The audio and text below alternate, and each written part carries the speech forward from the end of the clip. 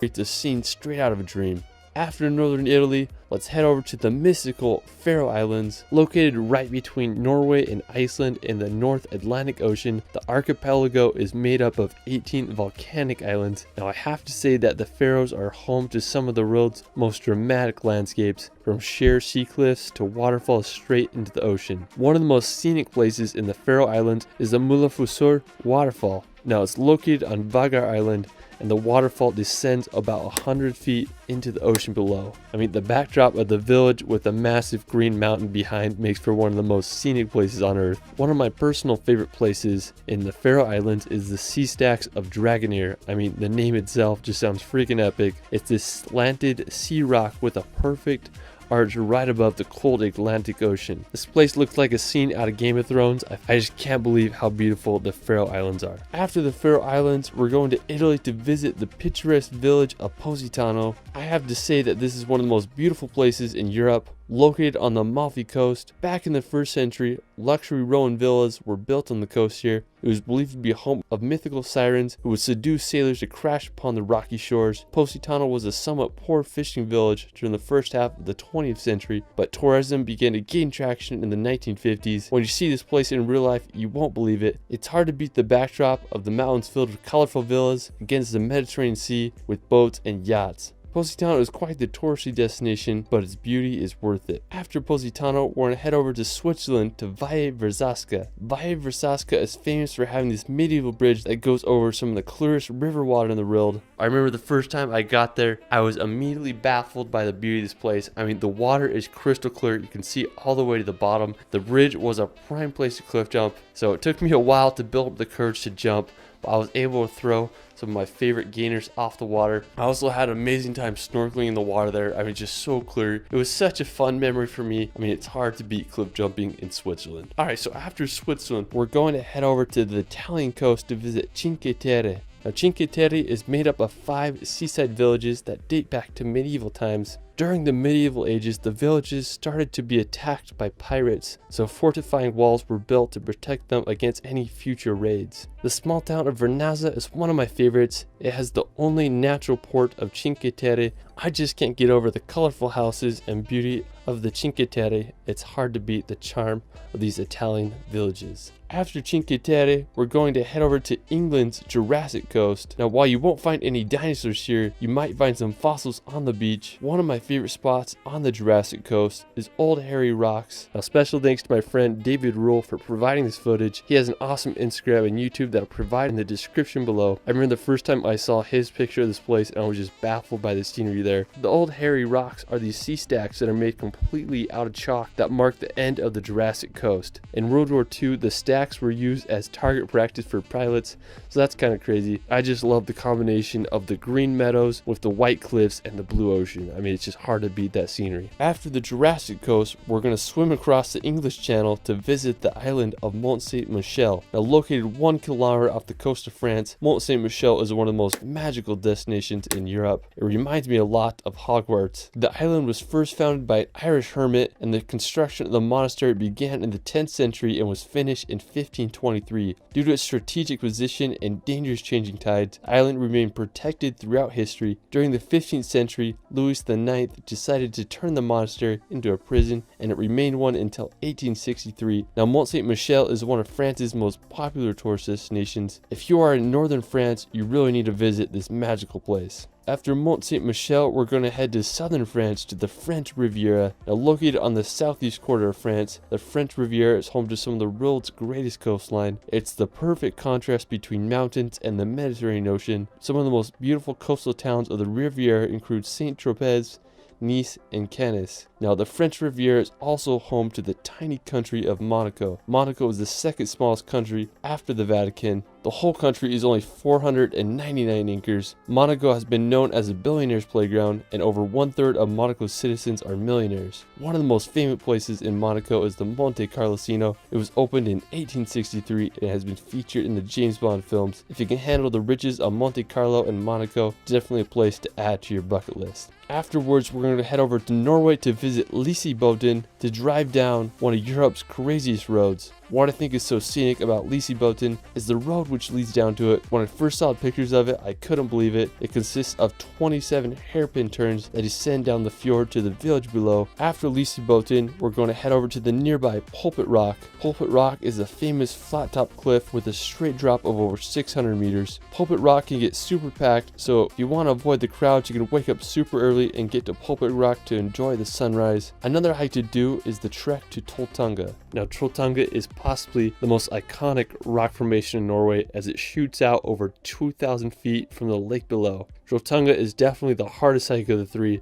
It's a 28-kilometer round-trip trek that takes anywhere from 8 to 12 hours to do. While it is a strenuous hike, it offers some of the best views in Norway. After Norway, we're going to head over to Iceland to experience the land of fire and ice. I have to say that Iceland is home to some of the world's most unique landscapes. One of the most visited attractions in Iceland is the Blue Lagoon. Just a short drive from the capital of Reykjavik, Blue Lagoon is famous for its strikingly blue water. It costs about $40 to get in and experience the geothermal spa. One of my personal favorite places in Iceland is the Reynisfjara beach. What I really loved about the beach is the basalt sea stacks in the ocean. It makes you wonder how the Vikings must have felt when they washed up on the Icelandic shores. After Reynisfjara, you can check out Skogafoss waterfall. It's one of the most impressive waterfalls in Iceland with a drop of over 60 meters. You can also drive an hour east on the Ring Road and visit one of the most scenic canyons in Iceland. I'm not even going to try to pronounce it, but it looks like something straight out of a fantasy movie. Don't be surprised if you see a troll walking around there. If you drive another 3 hours down the Ring Road, you'll reach Stokesness. It's such a dramatic view with the black sand and the mountain in the background. On the other side of Iceland, you can visit Kirkjufellsfoss. It's this uniquely shaped mountain that looks like Gandalf's hat. There's a waterfall nearby and it makes for an incredible shot. If you go in the wintertime, you might just get lucky and see the Aurora Borealis. There's just so much to see in Iceland, and I hope everyone can see it at least once in their life. After freezing in Iceland, we're going to head over to Greece to visit my favorite island in the world, Zakynthos. Now, I've been there twice so far and I just keep wanting to come back. It's one of the most impressive locations that I've ever been. From 1,000-foot white cliffs to the bluest water you've ever seen, Zakynthos has it all. The most famous place in Zakynthos is Shipwreck Beach. Back in the 1980s, a cargo ship from Turkey was carrying illegal contraband and the Greek Navy chased them into this cove where it crashed. Over the years, the sand has built up around the ship and it's created one of the most visually stunning locations in the world. I mean, there's no other place like it. Another one of my favorite Greek islands is Milos.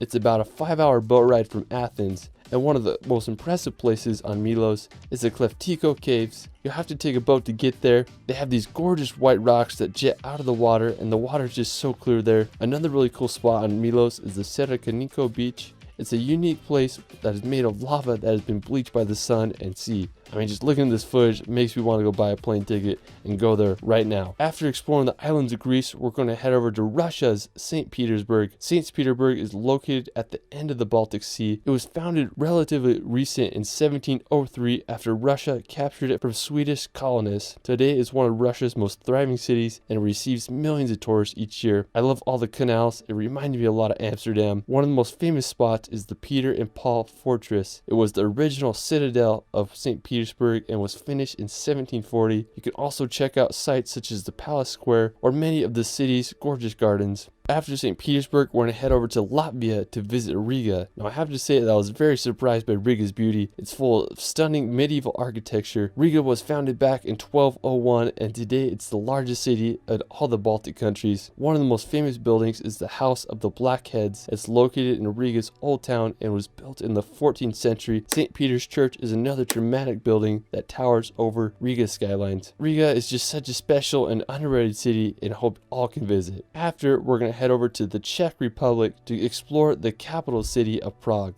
Due to its location and rich history, Prague is known as the political, cultural, and economic center of Europe. One of my favorite attractions is the Charles Bridge. Its construction began in 1357 and it wasn't finished until the beginning of the 15th century. The bridge is decorated with an alley of over 30 statues. I mean, it's just so scenic and such a great feature in Prague. The Old Town Square is also a great place to explore, and the Prague Castle is another beautiful sight to see. It's considered to be the largest ancient castle in the world, and it was built more than 1,000 years ago in the 9th century. I mean, that's a freaking long time. Prague has such a historic vibe, and I hope all can visit. Afterwards, we're going to head to the Netherlands to visit Amsterdam. Now, known for its elaborate canal system, narrow houses, and countless bridges, Amsterdam has a vibe like none other. I was in Amsterdam many years ago, and its impression has always left a mark on me. It's just crazy to think that people were able to construct a city around canals hundreds of years ago. Amsterdam originated as a small fishing village in the 12th century and rose to one of the world's most important trading ports in the 17th century. When I was there, I just had an incredible time just walking around the canals and enjoying the atmosphere of this incredible city. After Netherlands, we're going to head over to Budapest. Now, located in Hungary, Budapest is one of Europe's most photogenic destinations. The Danube River runs right through Budapest, making it a unique and stunning city. One of my favorite attractions is the Chain Bridge. It's a suspension bridge that runs across the Danube. The Hungarian Parliament building is another incredible piece of architecture. It was opened in 1902 and it's the third largest parliament building in the world. Budapest is also famous for its thermal baths. The Széchenyi thermal bath is the largest in Europe and it's known for its medicinal properties. After, we're going to head over to Croatia. Now, I have to say that Croatia is one of the most beautiful countries in all of Europe. One of my favorite places in Croatia is Dubrovnik. Dubrovnik is one of the most popular medieval towns in all of Europe. One of the most notable features in Dubrovnik is the walls that surround the city. They're almost 2 kilometers in length and anywhere from 4 to 6 meters thick. The unique look of the city has made it a popular filming location for series such as Game of Thrones. Now, another fascinating city in Croatia is Pula. The city is home to the Pula Arena. It's this perfectly preserved Roman amphitheater that was constructed from 27 BC to 68 AD, and it's the world's 6th largest surviving Roman arena. Now, right off the coast of Pula is the Brugini Islands. That's a set of 14 uniquely shaped islands. Just have a really distinct look to them. Now, if you want to head inland, you can check out the Plitvice Lakes National Park. It's home to some of Europe's most beautiful lakes and waterfalls. They remind me a lot of Bosnia's Karvika waterfalls. You take an electric boat over the water and explore the 16 terraced lakes of the park. There's wooden walkways to walk and explore. I mean, just such a beautiful place. I can't believe the color of the water there. After Croatia, we're going to head over to Slovenia to visit Ljubljana. Now, while Ljubljana is one of the smallest capitals in Europe with a population of around 300,000, it's one of the most beautiful in my opinion. The crowning feature is the Ljubljana Castle as it overlooks the city. It was built around the 12th century. It's one of the capital's most popular attractions. If you want to venture outside the capital, I'd highly recommend making the hour drive to the fairy tale destination of Lake Bled. It's one of the most beautiful lakes in all of Europe, with a little island and church right in the middle. Another one of my favorite places in Slovenia is the river Socha. This river is over 138 kilometers long and passes through western Slovenia and Italy. It's considered to be one of the most beautiful rivers in all of Europe, and I can totally see why. It has a very distinct emerald color to it that I've never seen before. It's a great place to go kayaking and river rafting. I mean, the river is just full of so many rapids, winding turns, and scenic bridges. I can't think of a better place to spend during a hot summer day. After Slovenia, let's head over to Portugal to visit the vibrant city of Lisbon. Being one of the oldest cities in the world, Lisbon is Europe's second oldest capital city after Athens. I mean, there's just so much culture and history in this city. You can check out the Sanctuary of Christ the King monument. It reminds me of a mixture of Rio de Janeiro and San Francisco's bridge. The Commerce Square is another beautiful spot to explore. One of the coolest parks in Lisbon is the Parque Eduardo VII. It's full of beautifully designed hedges and just a great place to enjoy the afternoon or evening. The Belém Tower is also an important monument that served as a point of embarkation for Portuguese explorers.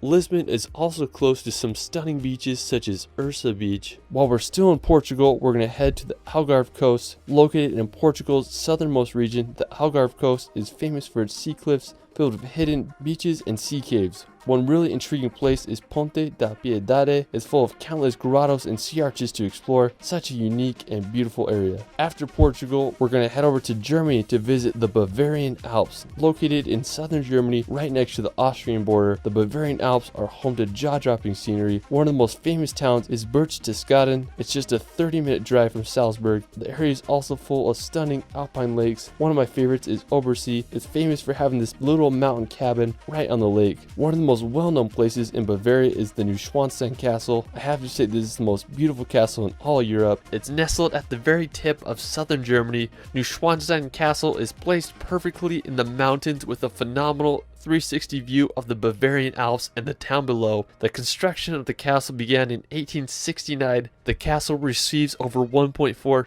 million visitors a year, so it's definitely a tourist hotspot. I mean, I just can't get over the beauty of this castle. It looks like something straight out of a Disney movie. After, we're going to head to Italy's beautiful region of Tuscany. Now, located in central Italy, Tuscany is known for its landscapes, history, and artistic legacy. Whenever I think of Tuscany, I just imagine rolling green hills with beautiful farm homes lined with skinny cypress trees. It's just hard to beat the beauty there. It would be a prime place to retire. Now, the capital of Tuscany is the iconic city of Florence. It's considered to be the birth of the Renaissance. One of the most impressive buildings is the Florence Cathedral. When you look at it, you just can't believe how big it is. It was completed in 1436, and it just amazes me that they were able to engineer such a big dome. The Ponte Vecchio Bridge is another historic site as it crosses the Arno River. I just can't say enough good things about Florence. It's such an amazing city with so much history. Another great town in Tuscany is San Gimignano. San Gimignano is a stunning medieval city perched upon a hill. One of the most iconic features of the city is the medieval watchtowers. Currently, there are 14 watchtowers still standing, but during the city's prime, there were over 72 towers, with the highest up to 230 feet tall. I mean, I just can't imagine how it must have looked back then. I guess you could say it was the Manhattan of the Middle Ages. San Gimignano's medieval vibe has been untouched throughout time, and it's become one of the most popular medieval locations in Italy. After exploring Tuscany, we're going to head over to Lake Como. Now, located about a 1.5 hour drive from Milan, Lake Como is a sight to see. Known for its picturesque scenery and luxury villas, Lake Como has been named one of the world's most beautiful lakes, and I totally understand why. The lake's beauty has attracted people here since the Roman times. When you go there, you can walk the streets of Bellagio or take a ferry to other lakeside villages. If you're in northern Italy, you gotta check this place out. While we're still in Italy, let's head over to the famous city of Venice. Now, Venice is one of the world's most unique cities. There are no roads and just canals to get around. It's made up of 118 islands, and they are linked by over 400 bridges. Venice was a major financial and maritime power during the medieval ages and the Renaissance, and today it's one of Europe's most popular tourist destinations. When you're there, you can take a ride down the canals on a gondola, or you can check out St. Mark's Square. It's a one-of-a-kind location I hope you all can see. Another one of my favorite places is the magical city of Edinburgh. If you want to go back in time, Edinburgh is a must.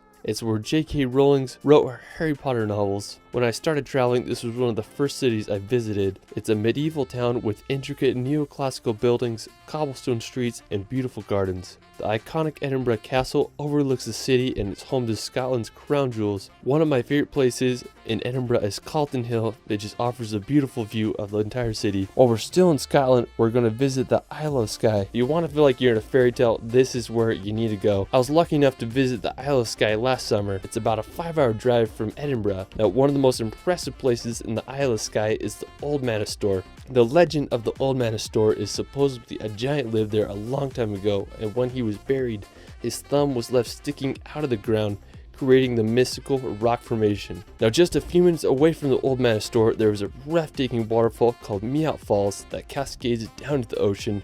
There's a nice viewpoint where you can see the waterfall. If you're looking to find some fairies, you may want to check out the fairy pools. They're these picturesque blue pools that lie at the base of the Black Cuillin Mountains. After Scotland, we're going to head over to the charming capital of Dublin. Now, located on Ireland's eastern coast, Dublin is a city full of charm. The capital is known for its beautiful gardens and architecture. I mean, just such a friendly vibe to it. When you're there, you can take a walk across the River Liffey on the uniquely designed Samuel Beckett Bridge, or you can walk to the coast to experience the Irish Sea. I just love the feel of Dublin. It's just such a magical capital. What's also cool about Dublin is that you can visit most places in the country with a few hours drive. You can make the 3-hour journey to the Cliffs of Moher on Ireland's west coast, or you could venture 2 hours to the spooky, dark hedges in Northern Ireland. There's just so much to experience. After Ireland, let's head over to Poland to visit Warsaw. Located on the Vistula River in east central Poland, Warsaw is the capital and largest city in the country. Warsaw began to grow in the 16th century and was called the Paris of the North, but Warsaw was damaged extensively during World War II, with 85% of its buildings in ruins. Today, it's a bustling capital with a population of 1.8 million. One of my favorite buildings is the Palace of Culture and Science. At 778 feet tall, it's the 5th tallest building in the EU. If you want to see some medieval vibes, you can check out Warsaw's Old Town. It was established in the 13th century and is full of history and medieval architecture. While we're still in Poland, we're going to head down to Krakow.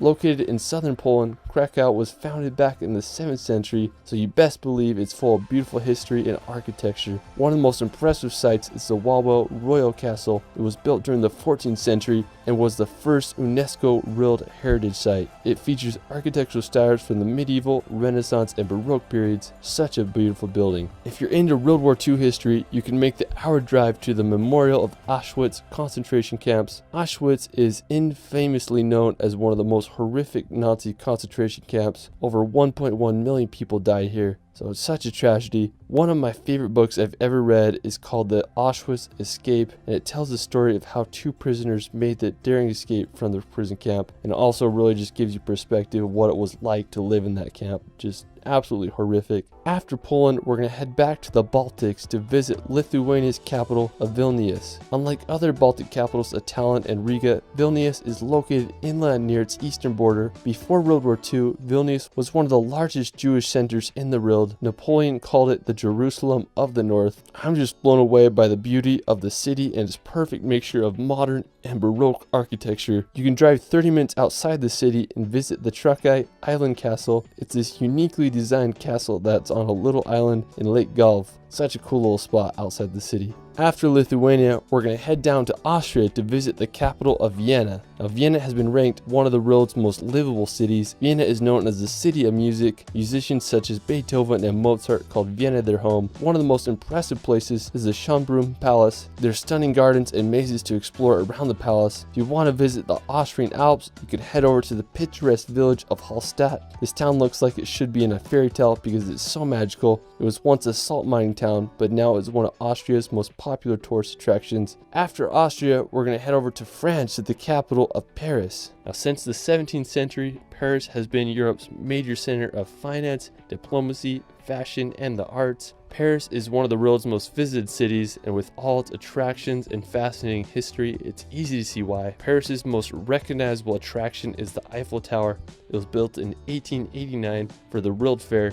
The Eiffel Tower is 324 meters high, which made it the tallest man-made structure in the world till 1930. You can take an elevator up there to get an incredible 360 panoramic view of all of Paris. Another popular attraction is the Louvre Museum. It's the world's largest art museum and it's home to Da Vinci's Mona Lisa. You can also take a drive around the Arc de Triomphe or walk the grounds of the Palace of Versailles.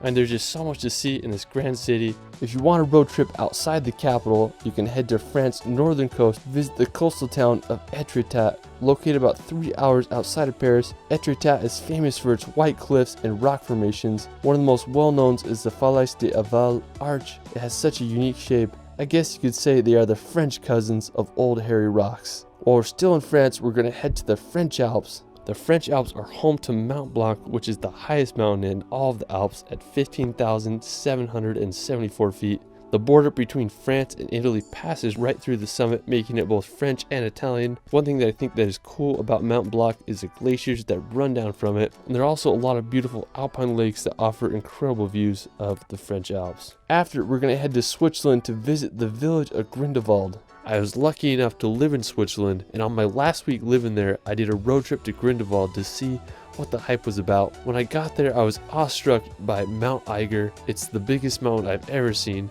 I wanted to do a hike that would give me a great vantage point of Mount Eiger, but I didn't know the area that well, so I just saw this random peak, so I decided to hike straight up the mountain. When I reached the top, I had the whole peak to myself, and I was rewarded with an incredible view of Mount Eiger. It was just such a memorable experience. After Grindelwald, we're going to head over to the mountains of Appenzell. Now, located in eastern Switzerland, these mountains quickly became one of my favorite places I've ever been. It's home to massive jagged mountains that look like something out of Lord of the Rings. Now, to get up to the mountain, I took a gondola up to the top, and then I hiked about an hour to reach a hotel on the top of the mountain. Now, me and my buddy Danny decided to stay the night at this hotel so we could watch the sunset. Well, now we got all settled in, and then we ventured off to get the perfect spot. The clouds were covering the sky, so we only had about 15 minutes of sunlight to get the shot. Now, my buddy Danny, he whipped out his FPV drone and got some of the most incredible shots I've ever seen. I mean, I was just standing on the peak, and he'd find the drone over me with the sunset in the background. It goes down as one of the top 5 sunsets of my life. Another one of my favorite places in Switzerland is Zermatt. Zermatt is home to the most iconic mountain in the Alps,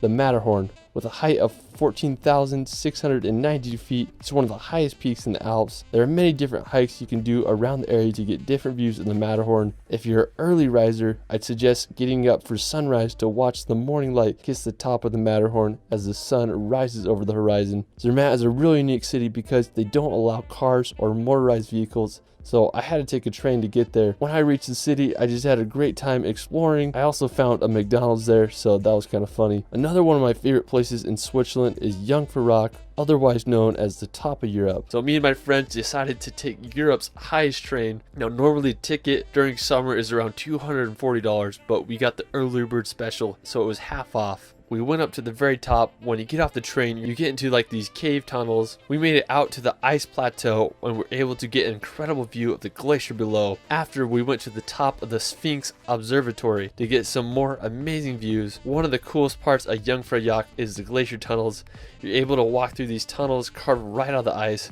While a trip to Jungfraujoch is expensive, I definitely recommend that everyone try it at least once in their life. After exploring the Swiss Alps, we're gonna head to Finland. Now, the capital of Finland is Helsinki, and it's been ranked as one of the happiest and most livable cities in the world. Helsinki is one of the northernmost metropolitan areas, and the whole city just has a great vibe to it. I would love to spend Christmas here. If you want to see some of Finland's nature, you can head up north to visit Lapland. Now, Lapland is Finland's northernmost region and it borders Russia, Sweden, and Norway. In the winter months, Lapland becomes a frozen wonderland that looks like something straight out of a Disney movie. Now, if you can handle the cold, Lapland may be one of the best places in the world to see the northern lights. The northern lights are abundant throughout the cold winter months. It can get up to negative 50 degrees Celsius in the winters, so make sure you bundle up. One thing I love about Lapland is the snow-covered trees. They look like something out of a Dr. Seuss book. In the summertime, Lapland becomes a peaceful area with wildlife and endless nature. I really just want to spend some time in Finland, relaxing in a sauna and seeing for myself why Finland is the happiest country in the world. After Finland, we're going to head over to Sweden to visit the capital of Stockholm. It's made up of 14 islands and 50 bridges. Compared to other Nordic countries such as Norway and Iceland, I felt Sweden was much more affordable. I just love the buildings and architecture there. It reminded me a lot of Copenhagen with its colorful buildings and canals full of wooden ships. I mean, it's just such a wonderful city, and I think everyone should give it a visit. Afterwards, we're going to Belgium to visit the medieval city of Bruges. Due to its tidal inlets and canals, Bruges is sometimes referred to as the Venice of the North. Bruges' tidal inlet helped it become one of the most prosperous cities during the Middle Ages as it quickly became a strategic location for maritime trade routes. Today, most of Bruges' medieval structures have remained intact. One of my favorite features of the city is the market square. It's towered over by a 277-foot medieval bell tower of Belfry, which was constructed in the 13th century. Just such an impressive and unique medieval city. After Belgium, we're going to head over to the German village of Rothenburg.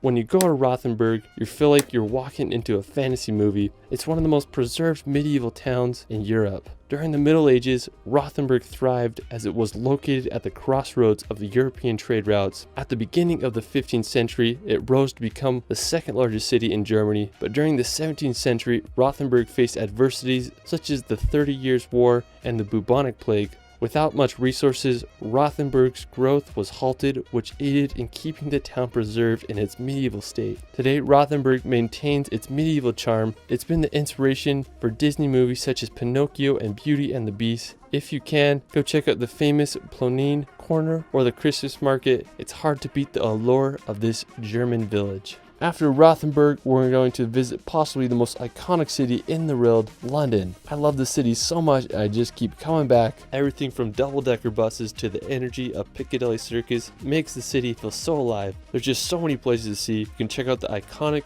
Big Ben and walk across the bridge to see the Palace of Westminster. There's the Tower Bridge, which is possibly the most famous bridge in all London. You can go see the Stoic Guards at Buckingham Palace or take a ride on the London Eye. If you haven't already been to London, I highly recommend visiting when you can. It's hard to beat the London atmosphere. There's no city like it in the world. Alright, so after exploring London, we're going to make the 2-hour drive over to Stonehenge. Located in Wiltshire, England, lies one of the most famous man-made rock structures in the world. There's a lot of mystery surrounding Stonehenge, like what was its purpose and how was it made. Archaeologists believe it was constructed back between 3000 to 2000 BC. Stonehenge consists of a ring of rocks, each being around 13 feet high and weighing nearly 25 tons each. It's unclear what the exact purpose of Stonehenge was. It's believed that it was used as an astronomical observatory or a religious site. Either way, it sure makes you stop and think how people thousands of years ago were able to construct this. After Stonehenge, we're going to head over to visit Wales. Now, Wales is located in the southwest part of Great Britain. It's famous for its mountainous national parks, picturesque coastline, and distinct Welsh language. One of the most scenic places in Wales is the Snowdonia National Park. It's a region in northwest Wales that is known for its mountains and lakes. The highest peak in Wales, Mount Snowdon, is located in the park with an elevation of 1,085 meters. You can hike on up there, or you can take the Snowdon Mountain Railway to the top. If you're lucky, you might be able to see Ireland across the sea. After Wales, we're going to head back to Switzerland to explore Lucerne. Located in the heart of Switzerland, Lucerne is a picturesque lake city surrounded by the Swiss Alps. It's just a short 40-minute drive from Zurich. One of my favorite parts of Lucerne is all of its medieval buildings and architecture. Lucerne is home to Chapel Bridge, which is the world's oldest surviving truss bridge. It was built over 600 years ago in 1365. It almost burnt down in 1993, but it was reconstructed and it's now open to the public. Another impressive place in Lucerne is the Musseg Wall and Towers. The fortifications began in the 13th century, and it's made up of 9 stone towers that were used as a defense wall during medieval times. Aside from all the history, Lucerne is just a beautiful city to walk around and explore the lake and all the surrounding scenery. While we're still in Switzerland, we're going to head over to the capital of Bern. Now, in my opinion, I think Bern is one of Europe's most beautiful capitals. I love how the blue waters of the Aare River winds perfectly through the city. Now, Bern's origins date back to the 12th century, and today the capital hosts a population of just over 1 million people. Now, one of the most impressive places in Bern is the Old City. It's the medieval part of Bern. One of the most prominent features is the Cathedral of Bern. It started construction in 1421, and it's the tallest cathedral in all of Switzerland at a height of 100 meters. Bern is just such a wonderful city, and I hope you all can visit one day. Another one of my favorite capitals is Denmark's Copenhagen. Now, Copenhagen started as a Viking fishing village in the 10th century. Today, Copenhagen is the cultural, economic, and governmental center of Denmark. One of the most recognizable places in Copenhagen is the Nyhavn Canal. It's a 17th century canal that is lined with beautifully colored houses and historical wooden ships. It's just a great place to walk around and enjoy some Danish restaurants and cafes. Another impressive spot in the city is the Copenhagen Opera House. It's one of the most modern and expensive opera houses ever built, with an estimated cost of $500 million. Copenhagen is just such a great city to walk around and explore all the hidden treasures. After Denmark, let's head over to the beautiful city of Tallinn. Located in Estonia on the coast of the Baltic Sea, Tallinn received its city rights in the year 1248, and during medieval times, it quickly became a major trading hub due to its strategic positioning. As for the city, one of the most impressive places is Tallinn's Old Town. It's one of Europe's most well-preserved medieval cities. I just love all the buildings and architecture there. Tallinn was also just featured in Christopher Nolan's new film, Tenet. If you haven't seen that yet, your mind's gonna be blown. Anyways, if you want to visit one of Europe's most trending cities, you have to give Tallinn a visit. After, we're going to visit Montenegro's coastal town of Kotor. Located in what some consider to be Europe's southernmost fjord, Kotor is one of the most well-preserved medieval old towns in all the Balkans. It's grown in popularity over the years, and it's a popular cruise ship stop. If you want to get one of the best views of Kotor, you can drive up the Serpentine Road to get a panoramic view of the entire bay and surrounding mountains. I mean, just what a beautiful city. From Kotor, you can make the 30-minute drive over to the nearby islet of Sveti Stefan. It's this 15th century island fortress that has been converted to a 5-star luxury resort. If you can afford it, it would be quite the place to stay. While we're still in Montenegro, we're going to check out the Drvika Tata Bridge. This is one of the coolest arch bridges that I've ever seen. The bridge was finished in 1940, and it consists of 5 arches. with its highest being over 564 feet above the river below. I mean, just such a crazy looking bridge. Alright, after Montenegro, we're gonna head over to the neighboring country of Bosnia and Herzegovina. Known for its beautiful rivers, medieval bridges, and fascinating history, it's quite the place to visit. Now, one of my favorite places in the country is the city of Mostar.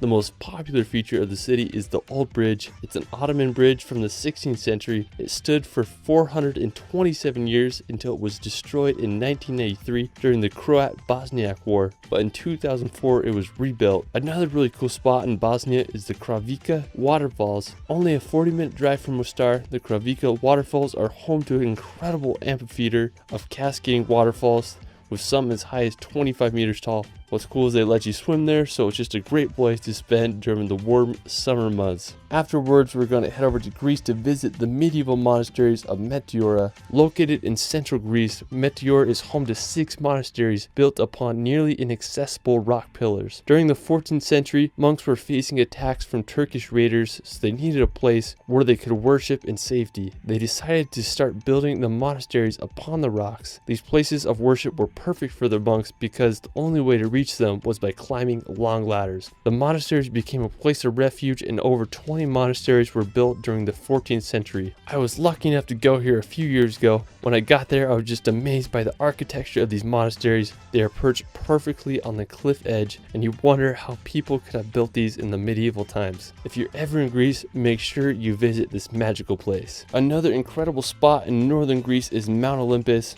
or otherwise known as the mythical mountain of the gods. At 9,570 feet high, it's the highest mountain in all of Greece. According to Greek mythology, this is where Zeus and other Greek gods resided. If you want to hike the mountain of the gods, it's recommended to do the hike in 2 to 3 days, and I'd recommend having a guide because it can be quite dangerous and a confusing hike. While we're still in Greece, we're going to head over to the iconic city of Athens. It's the capital and largest city in Greece, and it's one of the world's oldest cities. Athens is such a wild place with so much history. One of my favorite places in Athens is the Acropolis. If you want to get into Parthenon, it costs about 20 euros, so it's a little expensive, but it's totally worth it, especially if you're there. When I went to the Acropolis, I was able to get some of my favorite time lapses over the city. There's just an endless sea of white buildings with mountains in the background. If you do go to Greece, I recommend exploring Athens for at least a day or two. It's just such a unique place. After, we're going to head over to Bulgaria to visit Sofia. Located in western Bulgaria, Sofia is the country's capital. One of the most famous places in Sofia is the Alexander Nevsky Cathedral. It was completed in 1912. I love the gold-plated dome roofs. It has just such a unique look to it. While we're still in Bulgaria, we're going to head over to the east coast to visit Varna. Now, Varna is located right on the coast of the Black Sea. I went there last summer to film a video for a hotel, and I had no expectations, but I was pleasantly surprised by its beauty and history. It reminded me a lot of California's coastline. It had great beaches, wonderful weather, with tons of entertainment.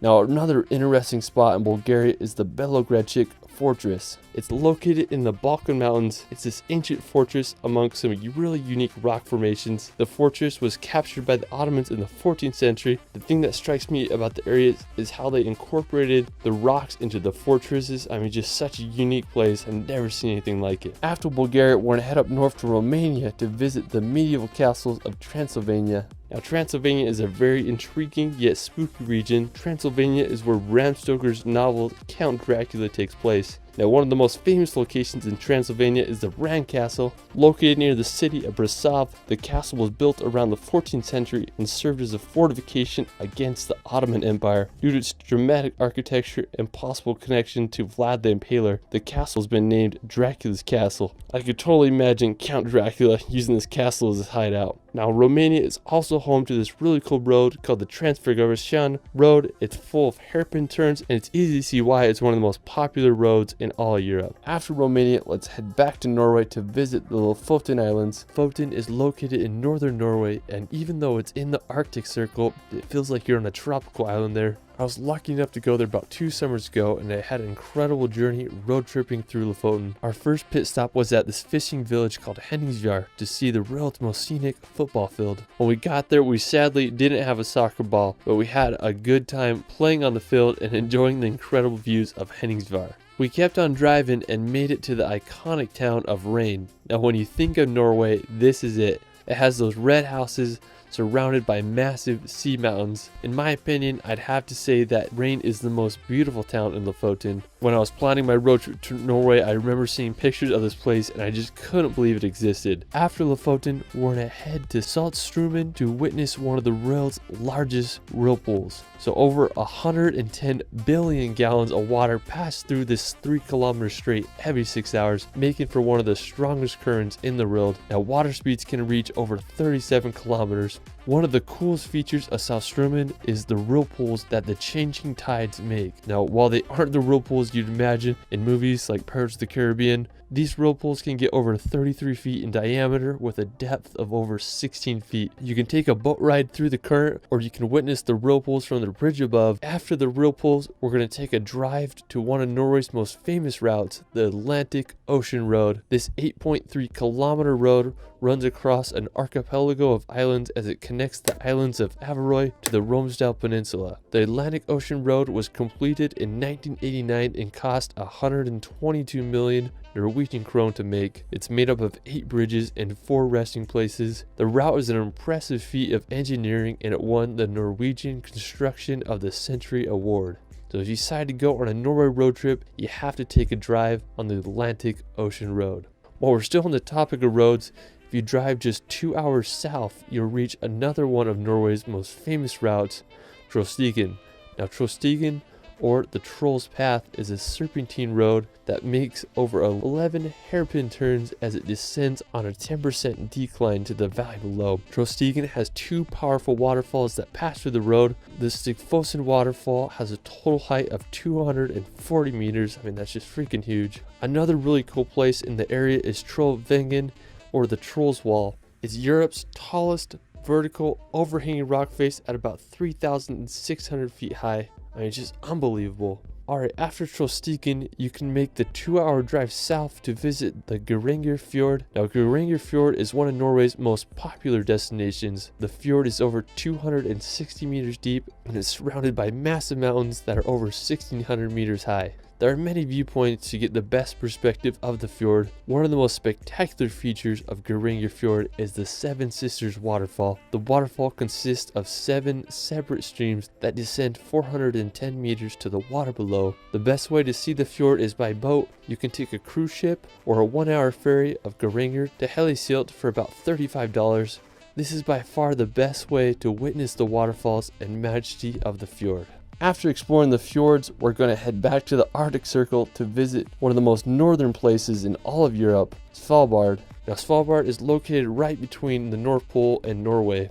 The capital of Svalbard is this town called Longyearbyen, which has a population of a whopping 2,000 people. What's cool about Svalbard is that it's a visa-free zone, so basically anyone can move and work there. The archipelago is also home to the Svalbard Global Seed Vault, where thousands of the world's seeds are kept in case of a global catastrophe. After Svalbard, we're going to head over to Russia to visit Moscow. Moscow is the world's most northernmost and coldest megacity. It's also Europe's second most popular city with over 12.4 million residents. One of the coolest places in Moscow is St. Basil's Cathedral. It was completed in 1561 under orders of Ivan the Terrible. It has such a unique look with its colorful onion-shaped domes. Right next to the cathedral is the Moscow Kremlin. It's a fortified complex that was completed in 1495. It serves as the official residence of Vladimir Putin, so it's basically the Russian equivalent of the White House. One of the most stunning buildings, in my opinion, is the Moscow State University. It reminds me of a scene straight out of a Batman movie. I mean, there's just so many intriguing places to visit in Moscow. What a wild place.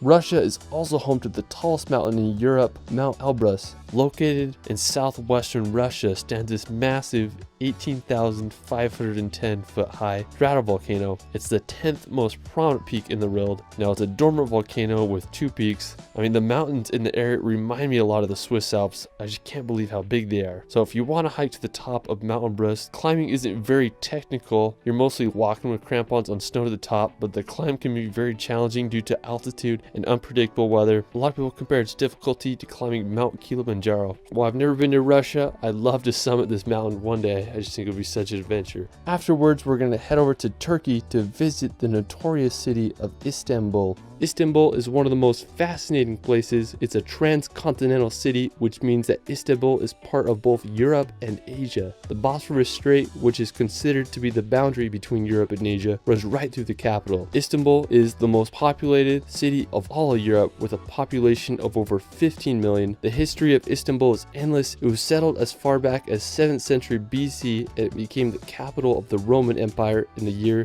330 AD. One of my favorite features of the city is the Galata Tower. It's a uniquely shaped medieval building that dominates the skyline. It was built in 1348 and the tower was used to spot fires. One of the most important features of Istanbul is the Hagia Sophia. It was built all the way back in the year 537 AD as a Christian church, but after the fall of Constantinople in 1453, the church was converted to a mosque by the Ottoman Empire. At the time of its completion, it was the world's largest interior space and the first building to use a fully pendative dome. I mean, just such an amazing structure. After, we're going to visit the famous city of Barcelona. Now, when you think of Spain, this is what you probably imagine. Barcelona is home to incredible architecture, Mediterranean beaches, and an energetic vibe all around. The most iconic attraction in Barcelona is La Sagrada Familia. It's this Roman Catholic minor basilica that began construction over 138 years ago and it still isn't finished. It's anticipated that construction will be finished in 2026, but who knows?